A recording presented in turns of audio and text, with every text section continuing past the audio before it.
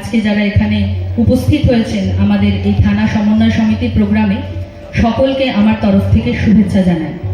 আপনারা এখানে আজকে উপস্থিত হয়েছেন এই অনুষ্ঠানের একটাই লক্ষ্য, সেটা হচ্ছে আমরা যে এই দুর্গোৎসব এবং আরও পরপর যে অন্যান্য যে কটা উৎসব কাটিয়ে এলাম তার একটা একসঙ্গে সমবেত হয়ে সেটা উদযাপন করা বা উল্লাস করা। গোবরডাঙ্গা উৎসব সমন্বয় কমিটির উদ্যোগে এক বর্ণাঢ্য অনুষ্ঠানে এবারের সেরা পুজোদের সম্মাননা দেওয়া হলো। সম্মাননা তুলে দিলেন জেলার অতিরিক্ত পুলিশ সুপার স্পর্শ নীলাঙ্গী। উপস্থিত ছিলেন গোবরডাঙ্গা পৌরসভার পৌরপ্রধান শঙ্কর দত্ত, উপস্থিত ছিলেন নাট্য ব্যক্তিত্ব এবং জেলা পরিষদের কর্মাধ্যক্ষ অজিত সাহা সহ অন্যান্য আধিকারিকেরা। আর এই অনুষ্ঠানেই এদিন সঙ্গীত পরিবেশন করেন প্রখ্যাত সঙ্গীত শিল্পী রাঘব চট্টোপাধ্যায়। এছাড়াও বিভিন্ন মনোজ্ঞ অনুষ্ঠান ছিল। অনুষ্ঠানে সকলকে ধন্যবাদ জ্ঞাপন করেন গোবরডাঙ্গা থানার আধিকারিক পিঙ্কি ঘোষ। এ প্রসঙ্গে আমরা মুখোমুখি হয়েছিলাম গোবরডাঙ্গার পৌরপ্রধান এবং পুরস্কারপ্রাপ্ত একটি পূজা কমিটির। শুনুন তারা কি বলছে। এবং গোবরডাঙ্গা থানা সমন্বয় কমিটির পক্ষ থেকে দীর্ঘদিন ধরে প্রতি বছরে অনুষ্ঠানের আয়োজন করে আসেন। এবছর আমাদের ওসি পিঙ্কি ম্যাডাম সত্যি খুব সুন্দর এবং অভিনব এই আয়োজন তিনি করেছেন। এত সুন্দর আলোকসজ্জা, পরিবেশ, খাওয়া দাওয়ার ব্যবস্থা এবং রাঘব চট্টোপাধ্যায়ের মতন শিল্পীকে তিনি আনছেন। সত্যি খুব ভালো লাগে। আসলে উনিও খুব খুশি। ভীষণ শান্তিপূর্ণভাবে এবার দুর্গোৎসব এবং কালী পুজো সম্পন্ন হয়েছে। কোনো রকম কোনো অশান্তি, গণ্ডগোল, কোনো বিড়ম্বনা তৈরি হয়নি। ফলে এটা তো একটা সত্যি ভালো লাগে। পুলিশের তো অত্যন্ত একটা বড় ভূমিকা থাকে, যদিও ক্লাব, সংগঠন, সাধারণ মানুষ, দর্শনার্থী সকলেই এ ব্যাপারে সহযোগিতার ভূমিকায় ছিলেন।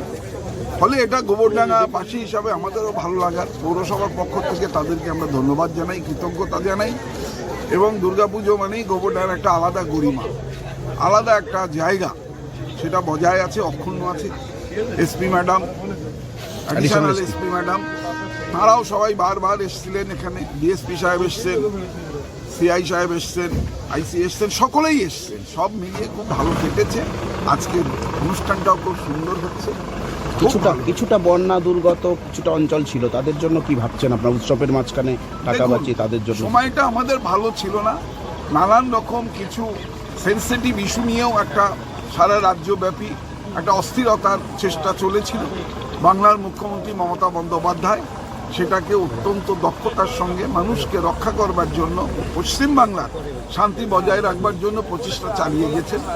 তাছাড়া অতিবৃষ্টি এবং বন্যার কারণে আমাদের একটা অস্বস্তিকর পরিবেশের মধ্যে দিয়ে দিন কাটাতে হয়েছে। সেগুলো যথাযথভাবে পশ্চিমবঙ্গ সরকার সহায়তা দিয়েছে।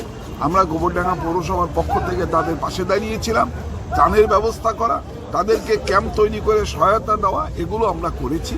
সব মিলিয়ে সেই অতীত দিনগুলো আমাদের এখন সম্পন্ন হয়েছে, ভালোভাবেই কেটেছে। সবাই ভালো আছে, সুস্থ আছে, আমরাও ভালো আছি।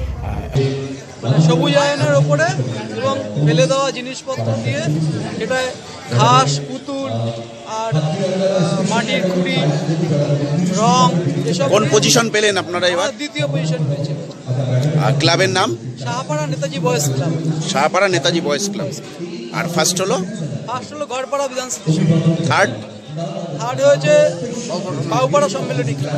আর কি বলবেন এই যে এইবারের যে আয়োজন, অন্যান্য বারের তুলনায় এবারের আয়োজনকে একটু অভিনব?